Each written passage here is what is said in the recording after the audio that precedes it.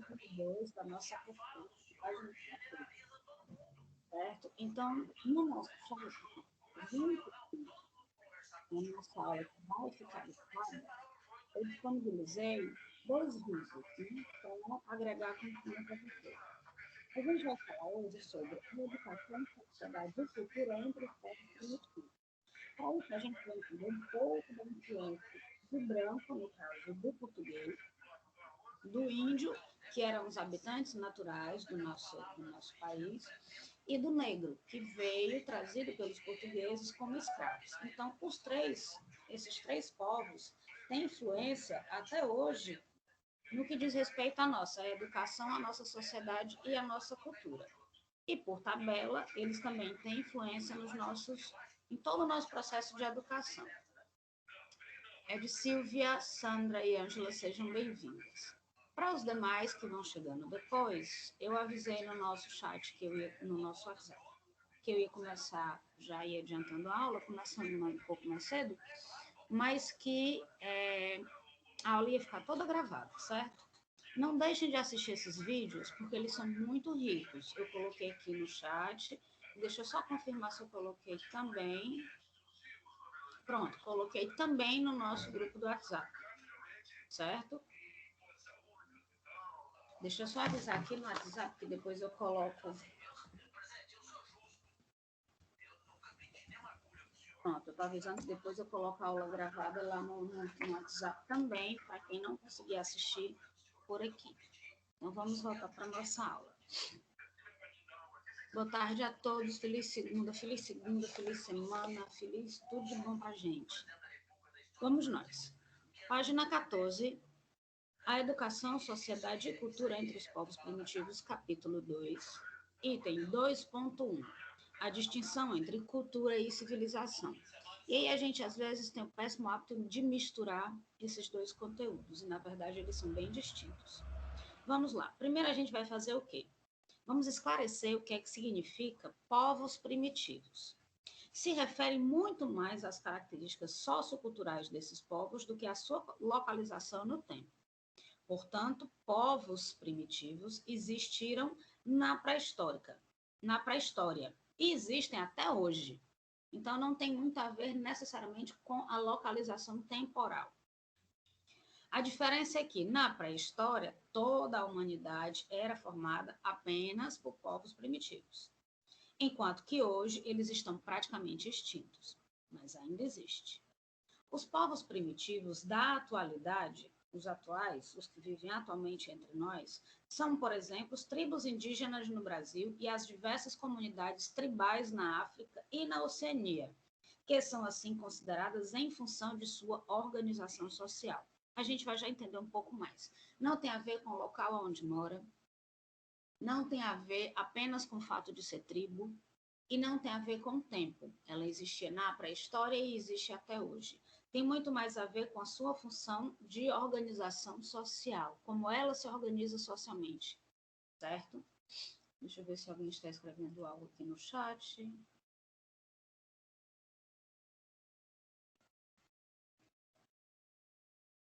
Pronto, nada, só por aqui mesmo. Vamos lá. Uma das melhores fontes para se entender de que forma se processava a educação nas comunidades primitivas da pré-história é por meio do estudo dessas comunidades existentes ainda hoje.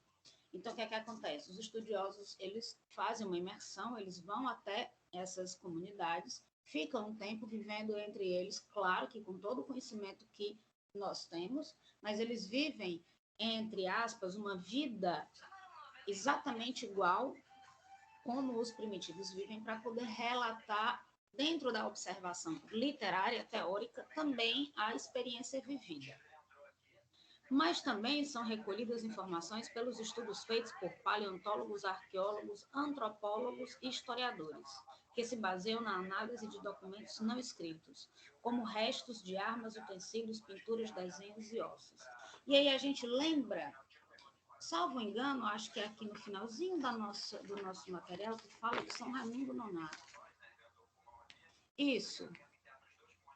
No Brasil, o Parque Nacional da Serra da Capivara, no município de São Raimundo Nonato, no Piauí, possui um dos maiores exemplos desse tipo de arte, que a gente chama de rupestre, que a gente vai ver um pouco mais à frente. São aqueles desenhos feitos nas cavernas, nas paredes.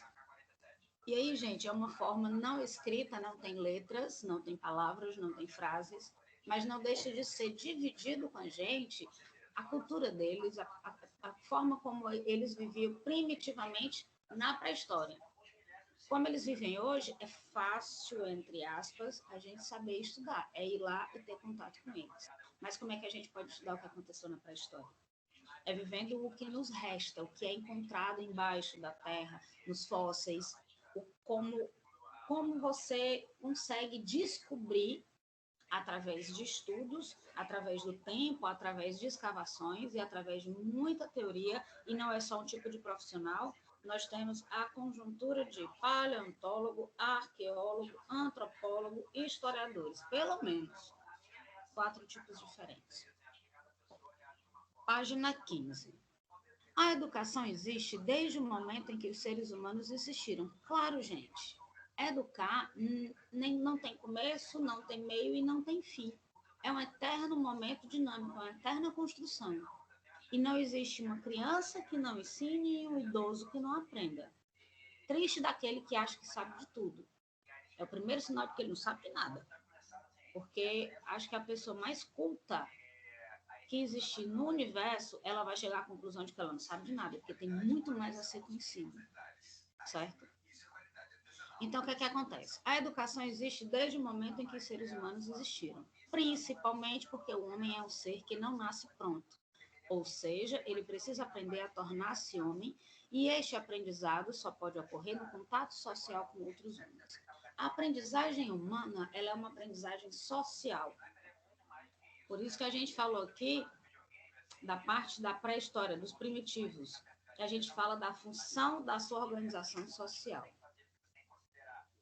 A Daniela está perguntando se tem algum problema as pessoas entrarem agora. Claro que não, já tem gente aqui comigo online, a gente já começou, já está dando aula e já tem gente que está aqui. Deve entrar logo também, Dani, não tem problema algum, pelo contrário. É até bom que entre logo. Não sei se ela está assistindo a aula ou só está lendo, então deixa eu escrever aqui para ela. Professor, boa tarde. Boa tarde. É a Daniela que está falando. É porque tem algumas pessoas que estão perguntando lá no grupo, como a senhora já iniciou, né? Aí eu queria só responder. Então, elas podem entrar normal, né? Pode, deve. Por isso que eu avisei mais cedo que eu estava entrando para poder entrar logo. Já tem Tá várias ótimo. pessoas aqui comigo, entendeu? Sim, tem. Sim, claro. Tá bom, obrigada, tá? Seja muito bem-vindo. De nada, diga que entrem sim. Ângela, Andressa, Alexandro, vamos com o começo. Daniele, Alexandro, Andressa, Ângela, Antônia Isadora, Carla, Silvia, Maria Andréia e Sandra Maria. Estamos agora comigo. Sim, gente, sempre que eu avisar lá no grupo que eu entrei mais cedo, 5, 10 minutos mais cedo, é convidando vocês a entrarem logo, entendeu? Pode ter certeza disso. Então, vamos nós. Voltando. O homem, gente, ele é construído, ele aprende, ele educa, ele ensina dentro de uma sociedade, em contato com outros seres humanos. Se a gente perceber, ou em estudos, ou em filmes, ou seja como for, quando a gente coloca um homem isolado, ele tende a perder essa tendência a agir de forma humana e a agir de forma mais primitiva, mais instintiva, porque ele vai se preocupar com a sobrevivência e vai esquecer da relação com os demais, que é o que a gente vai entender aqui no nosso processo desse capítulo. A ordem social e cultural na qual nascemos é que nos ensina a sermos seres humanos. O homem somente é capaz de construir a condição humana se estiver em contato com uma ordem humana, com uma cultura e com outros humanos, por meio de um processo de socialização ou de interno, endoculturação, ou seja, por meio da educação dentro do próprio grupo. Então, se eu preciso estar dentro do meu próprio grupo para poder gerar, causar e viver um processo de educação, se eu não tenho um grupo, o que é que disso vai ser gerado? Nada. Vai ser gerado um processo de sobrevivência. Neste sentido, não apenas a educação existe desde que existe o homem, como também a sociedade e a cultura. já que o homem ele não vive só. Ele não vive, não nasce, não cresce, não evolui, não, nada só.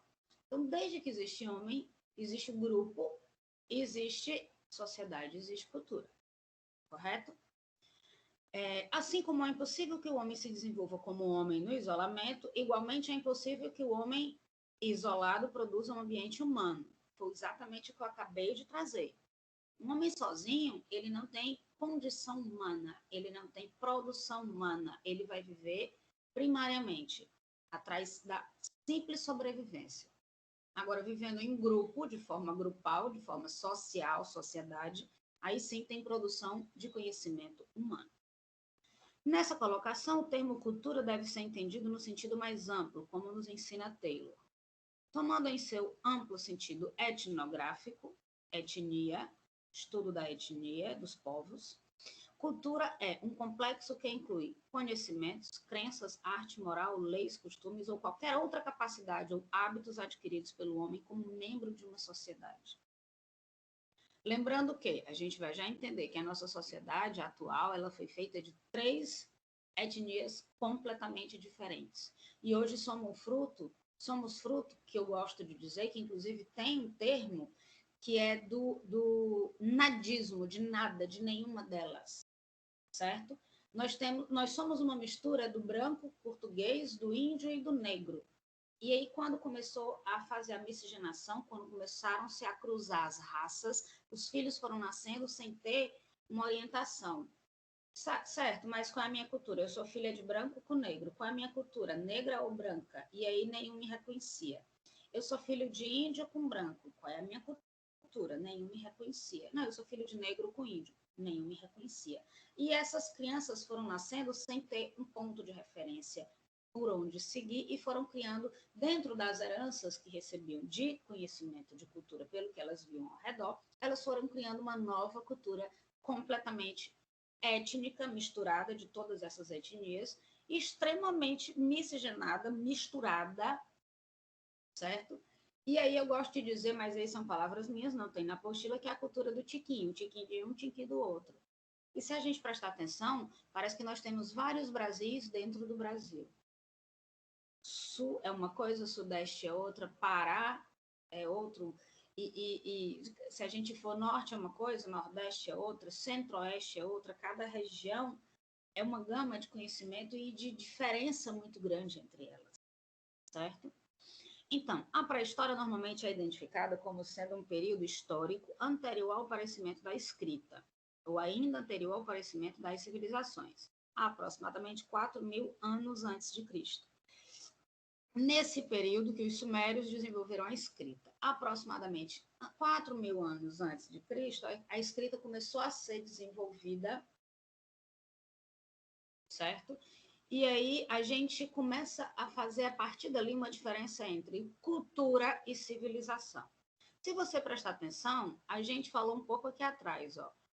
Não apenas a educação existe desde que existe o homem, como também a sociedade e a cultura. Desde que o homem é homem, que existe sociedade e cultura. Mas aí a gente vai ver a diferença de civilização. Podemos afirmar, ainda estamos na página 15, tá? No final, no último parágrafo. Ele é grandinho assim. Podemos afirmar que cultura é algo pertencente a toda a humanidade. Está presente entre todos os grupos humanos, sejam eles considerados primitivos ou civilizados. A capacidade de fazer cultura é exclusiva dos humanos, e é esta característica que nos diferencia dos demais animais. Mas o que podemos entender por civilização? De uma maneira geral, devemos entender a civilização como sendo um determinado estágio de desenvolvimento cultural. A civilização faz parte da cultura, mas a cultura é algo muito mais amplo, certo? Sim, existe cultura sem existir civilização, mas não existe civilização sem existir cultura. Que a civilização faz parte da cultura. É como se a cultura fosse uma mão com 5 dedos.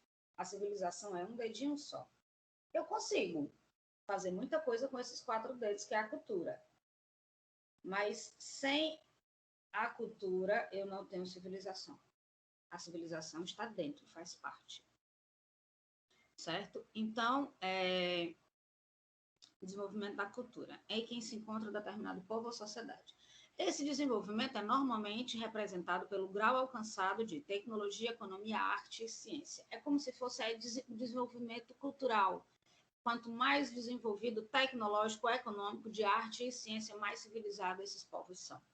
Quanto mais distante da tecnologia, economia, arte e ciência, mais primitivo. Não deixa de ser cultural. Tá? A cultura não morre dessa forma. Até aqui alguma dúvida? Até aqui alguém quer tirar alguma dúvida, perguntar alguma coisa?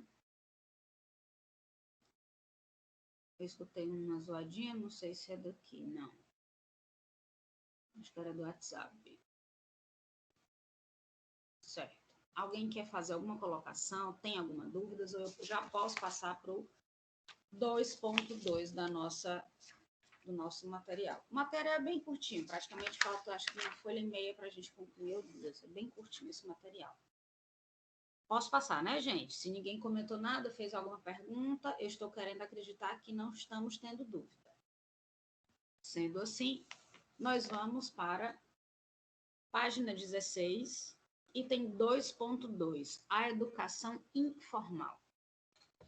Podemos dividir a pré-história em dois períodos principais. Nós temos a idade da pedra lascada, que é o paleolítico, momento em que os homens são nômades. E aí é importantíssimo a gente entender o que vai ser falado a partir de agora, certo? Para a gente entender mais ou menos como surge guerra, como surge disputa, como surge a maneira como a nossa cultura muda, como a nossa relação social muda. Vai mudar uma série de coisas com as estruturas de vida e as condições de vida e de sobrevivência dos povos.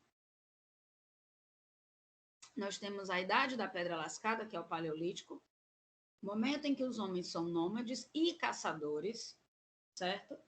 E nós temos a idade da pedra polida, que é o neolítico, momento em que o homem já domina as técnicas agrícolas e é sedentário. Vou já falar com calma, mas pensa comigo, se eu sou nômade e se eu sou caçadora, eu não sou proprietária de nada, eu vivo num grupo. Esse grupo sai andando, vivendo no meio do mundo, a gente não tem canto fixo para morar, a gente não tem como guardar e lutar por nada, a gente vai caçar para comer, sobreviver, quando termina, distribuir entre todos, porque se eu guardar eu vou estragar. Não tinha esse pensamento de propriedade.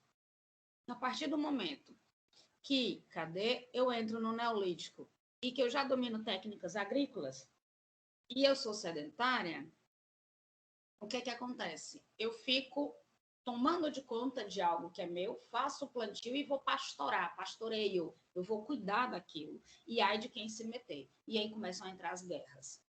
E aí começa a perder essa ideia de comuna, de comunidade, entra a ideia de individualidade. A Carla está dizendo que a Sunamita pediu para avisar que não vai poder assistir a aula no momento porque o filho está doente. Eu vi, Carla, lá no WhatsApp. Mas só para avisar não só a vocês que estão me assistindo, aos demais que vão assistir depois e a todos que estão no WhatsApp. Todas as minhas aulas são gravadas e ficam 21 dias. Então, quem não puder assistir na segunda-feira, 2 horas da tarde, não precisa nem se preocupar. Mas você tem 3 semanas para assistir. Depois de 3 semanas, ela some. Certo? Eu vou tentar gerar essa aula, salvar para um link para poder liberar para vocês lá no WhatsApp. Nem sempre eu consigo. Aqui no Teams fica salvo.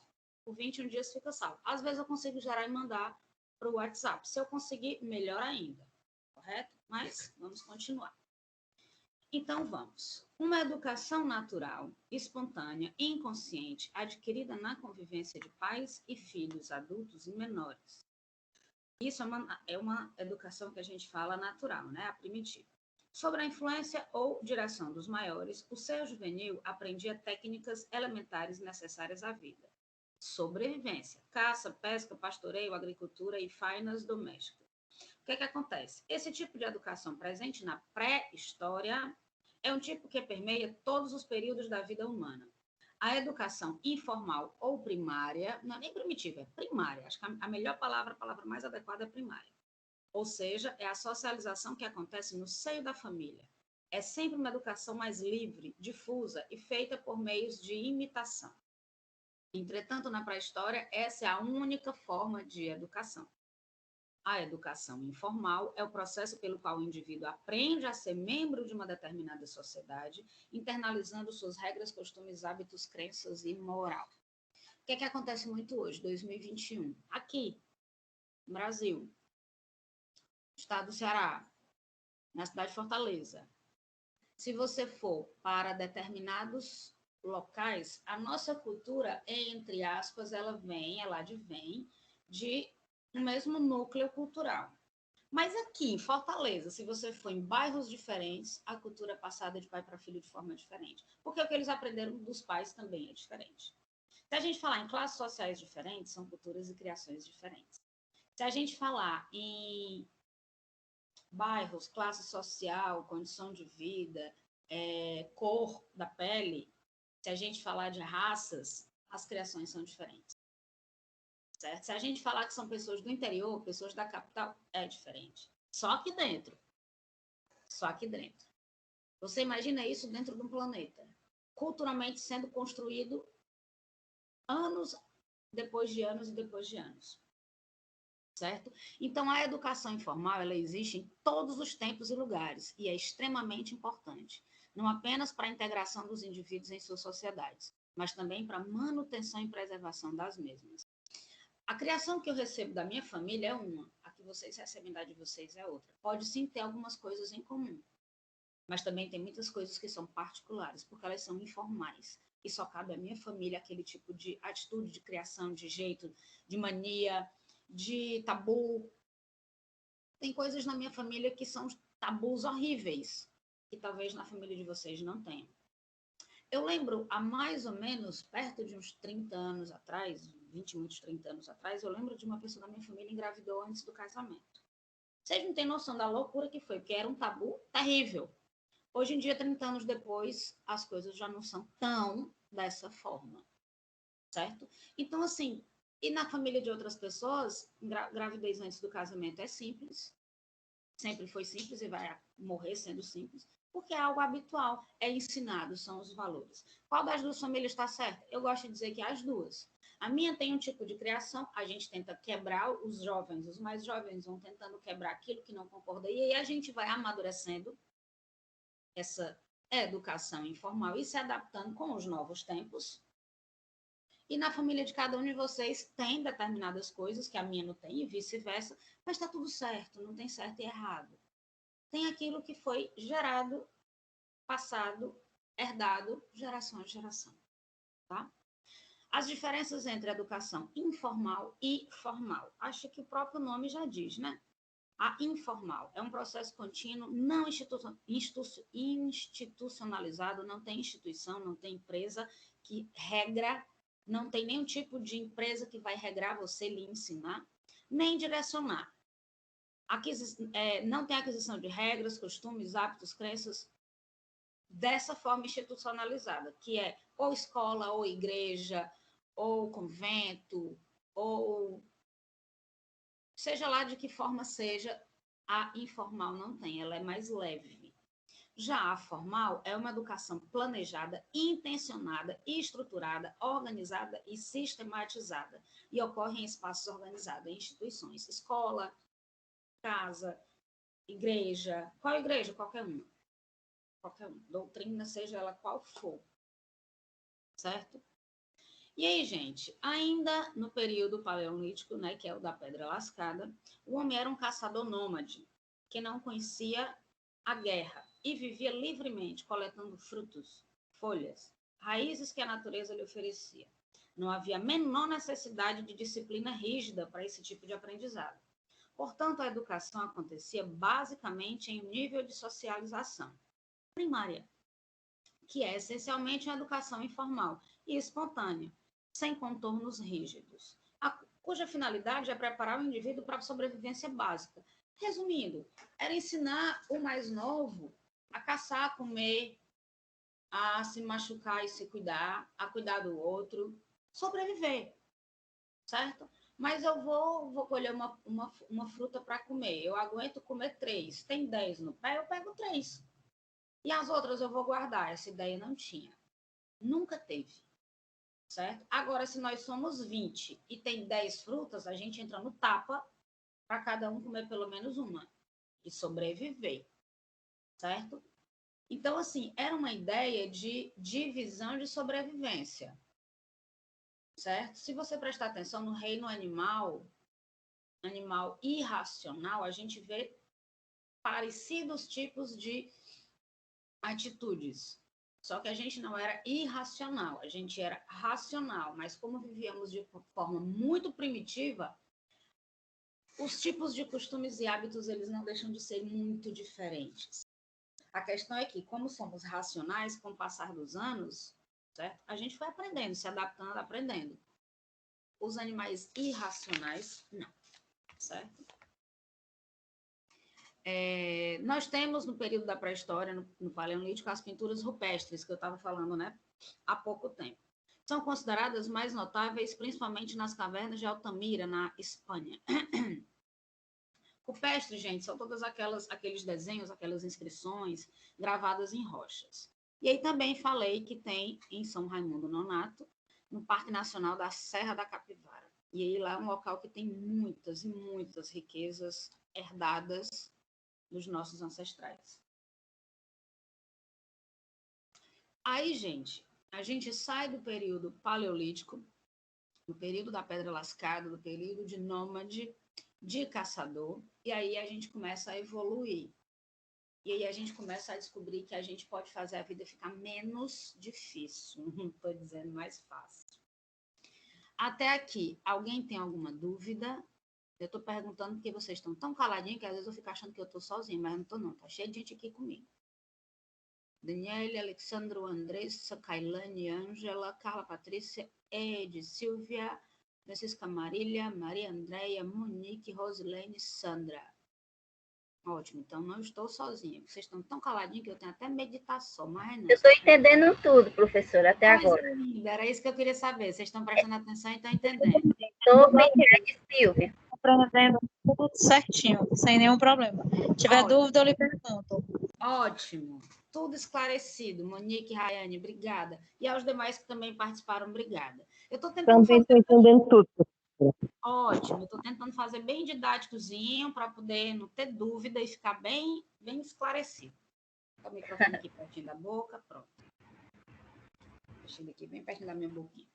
Pronto, gente. Então, vamos continuar. Agora a gente vamos já concluir o capítulo, a gente vai para a página 19, dá prosseguimento a esse período. A gente está saindo do Paleolítico, a gente está saindo da Pedra Lascada, a gente está saindo da fase de ser nômade, de ser caçador simplesmente pela caça, para comer, para sobreviver. E aí a gente começa a olhar para o lado e dizer assim, hoje, peraí, se acalma, que eu acho que dá certo de eu fazer minha família aqui, construir meu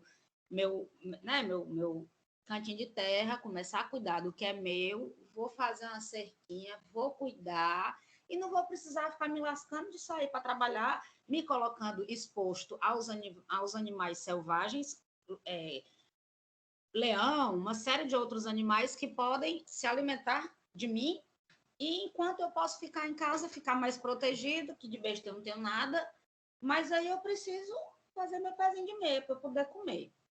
E aí vem, gente, no período neolítico, né, que é o da pedra polida, o homem já dominava as técnicas de agricultura e domesticação de animais. Tudo, presta bem atenção, tudo na vida tem um lado bom e um lado ruim.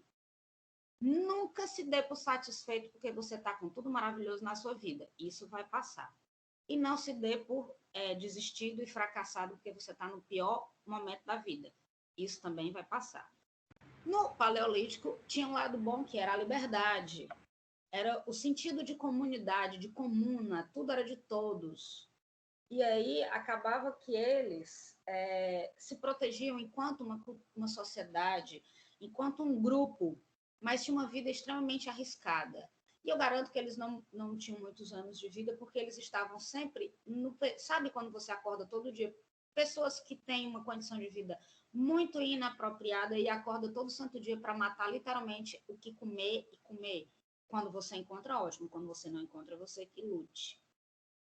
Quando chega no Neolítico, e também, desculpa, no Paleolítico, não tinha necessidade de guerra, porque era tudo de todos, não tinha nada meu, tudo era de todos. Certo? No Neolítico, não. Quando a gente começa a dominar a técnica de agricultura e domesticação de animais, eu começo, e aí a gente vai ver, esse domínio permitiu organizar a vida de forma fundamentalmente diferenciada e diferente da organização até então existida.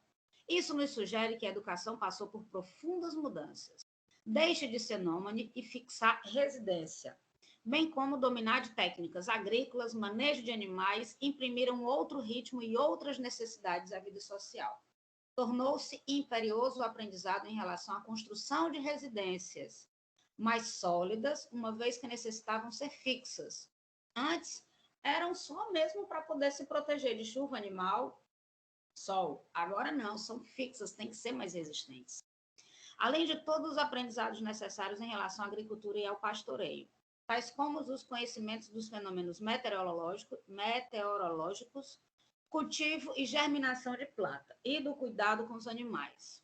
E esses são conhecimentos que deverão ser rigorosamente transmitidos às novas gerações. A gente tem até hoje, período de São José, aí você vai lá para as pessoas do sertão, e eles vão dizer que o João de Barro, quando ele faz o ninho virado não sei para onde, é porque vai chover. Quando ele faz o ninho virado não sei para onde, é porque não vai chover.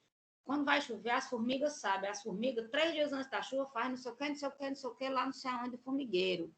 Eles sabem ler a meteorologia através da natureza, desse tipo de conhecimento que vem do período neolítico. Existe até hoje entre nós, gente, e é riquíssimo. E você pode procurar, não está em caderno nenhum. Ele é ensinado de pai para filho. E é muito rico. Então, gente, com esse tipo de organização social, aí vem muita calma nessa hora. Estes povos passaram a possuir propriedades privadas. Antes, não. A terra era de todo mundo comia, todo mundo caçava, terminava, acabava e ia para outro canto.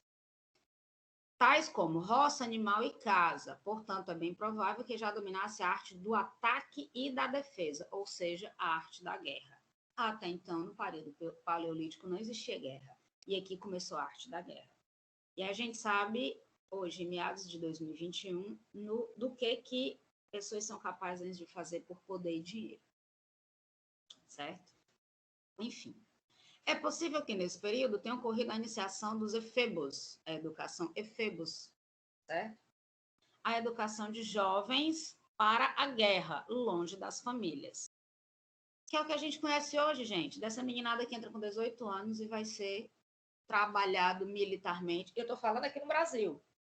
Mas se você for para outros locais distantes, tribos, você pode ter certeza que tem criança com 6, 8 anos, 9 anos de idade com arma na mão. Tá?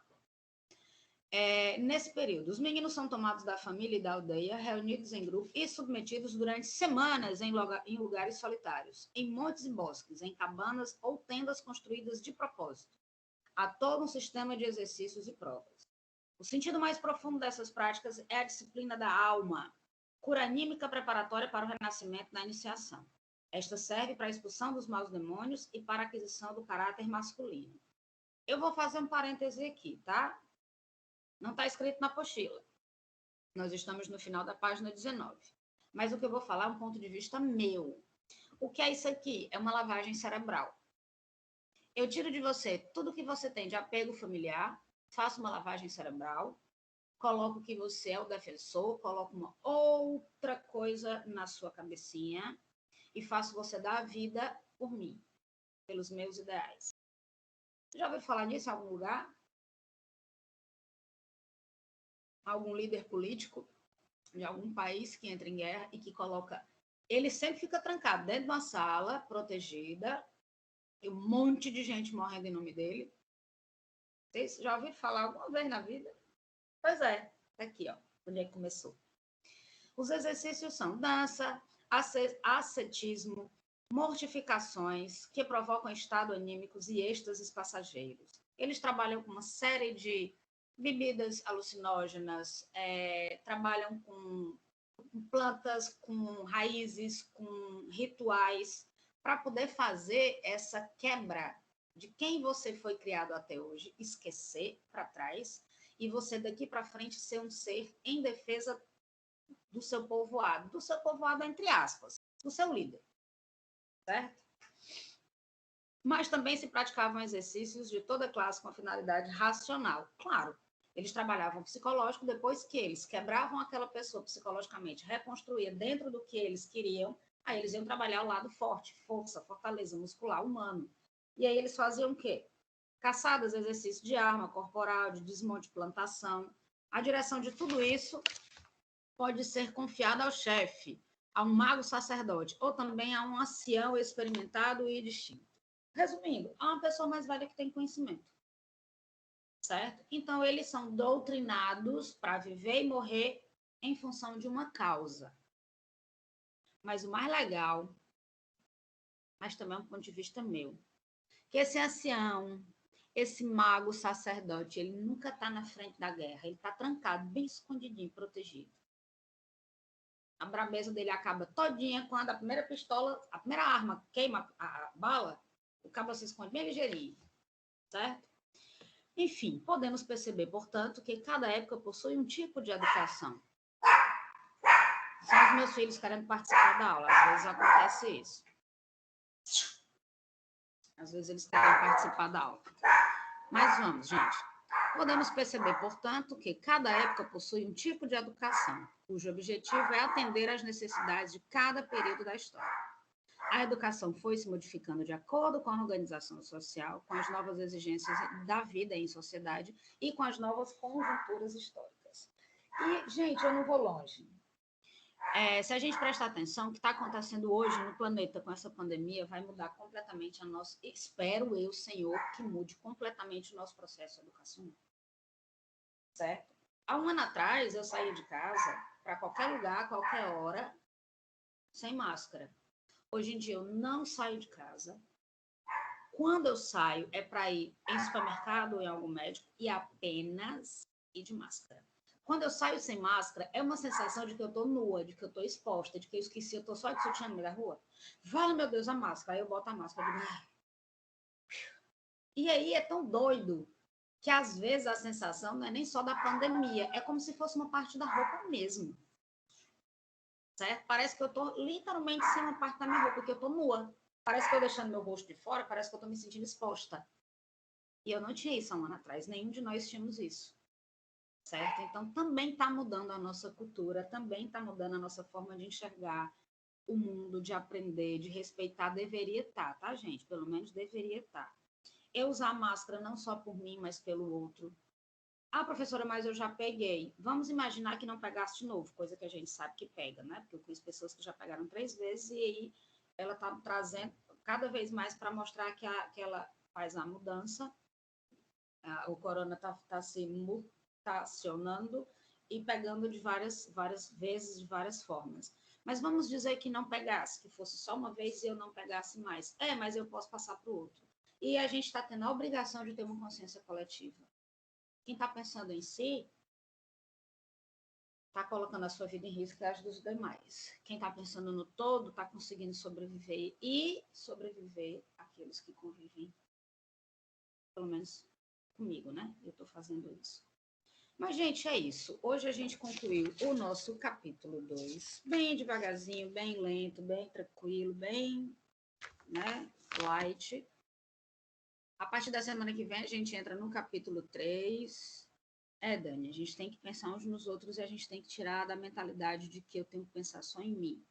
Porque a gente está vendo hoje que pretos e brancos e índios, miscigenados, ricos e pobres, altos e baixos, gordos e magros, mulheres e homens, crianças, adolescentes, adultos, idosos e pode ser o que for, quando tem que ir, vai.